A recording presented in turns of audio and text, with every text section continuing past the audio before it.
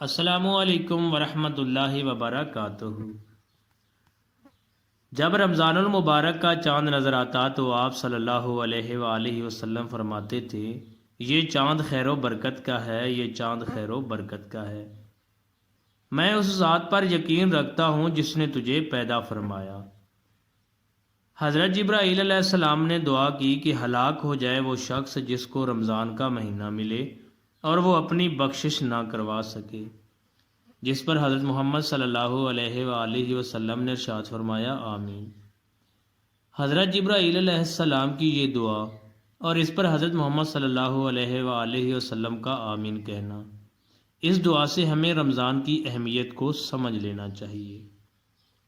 رسول اللہ صلی اللہ علیہ وآلہ وسلم کا ارشاد مبارک ہے کہ رمضان کی جب پہلی رات ہوتی ہے تو شیاطین کو بند کر دیا جاتا ہے اور مضبوط باندھ دیا جاتا ہے، سرکش جنوں کو بھی بند کر دیا جاتا ہے اور دوزخ کے دروازے بند کر دیے جاتے ہیں، اس کا کوئی بھی دروازہ نہیں کھولا جاتا، اور بہشت کے دروازے کھول دیے جاتے ہیں اور اس کا کوئی بھی دروازہ بند نہیں کیا جاتا، اور ایک آواز دینے والا آواز دیتا ہے، اے نیکی کے طالب آگے بڑھ کہ نیکی کا وقت ہے، اور اے بدی کے چاہنے والے بدی سے رک جا اور اپنے نفس کو گناہوں سے باز رکھ، کیونکہ یہ وقت گناہوں سے توبہ کرنے اور ان کو چھوڑنے کا ہے اور خدا تعالیٰ کے لیے ہے، اور بہت سے بندوں کو اللہ تعالیٰ معاف فرما دیتے ہیں دوزخ کی آگ سے بحرمت اس ماہ مبارک کے۔ یہ آزاد کرنا رمضان شریف کی ہر رات میں ہے، شب قدر کے ساتھ مخصوص نہیں ہے، یعنی رمضان کی ہر رات کو معاف کیا جاتا ہے۔ آپ یہ نہ صرف سمجھیں کہ صرف شب قدر کو معاف کیا جاتا ہے۔ روزہ وہ عظیم فریضہ ہے جس کو رب ذوالجلال نے اپنی طرف منسوب فرمایا ہے، اور قیامت کے دن رب تعالیٰ اس کا بدلہ اور اجر بغیر کسی واسطہ کے بذات خود روزہ دار کو عنایت فرمائیں گے۔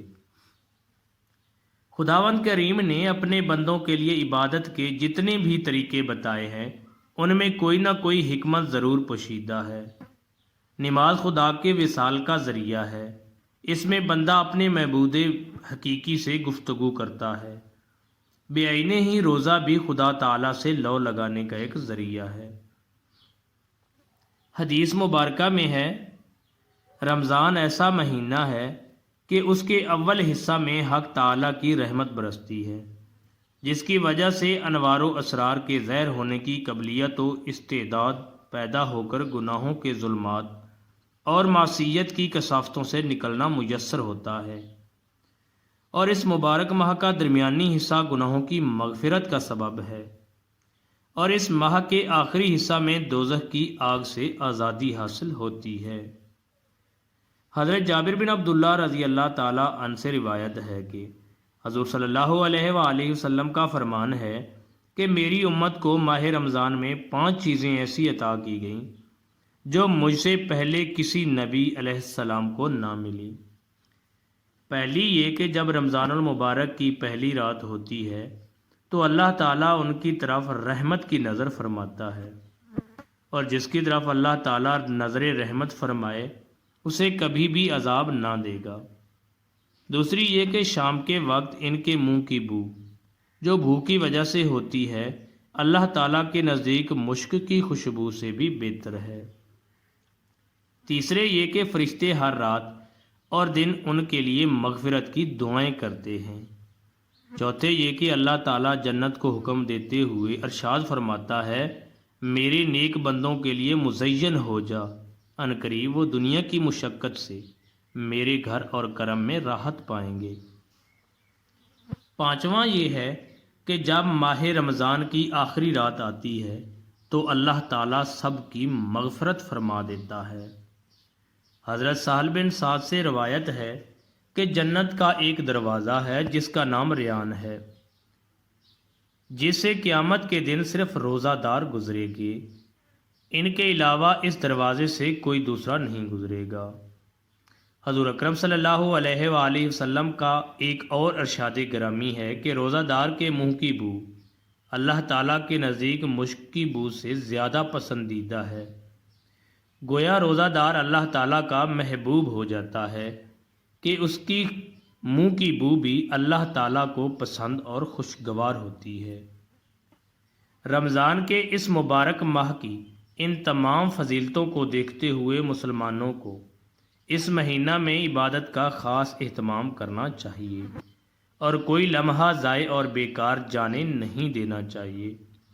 اس ماہ مبارک میں ایسے انداز میں عبادت کو فرض کے طور پر متعین فرما دیا گیا ہے کہ انسان اس عبادت کے ساتھ اپنی تمام ضروریات و حوائج میں بھی مصروف رہ سکتا ہے اور عین اسی خاص طریقہ عبادت میں بھی مشغول ہو سکتا ہے۔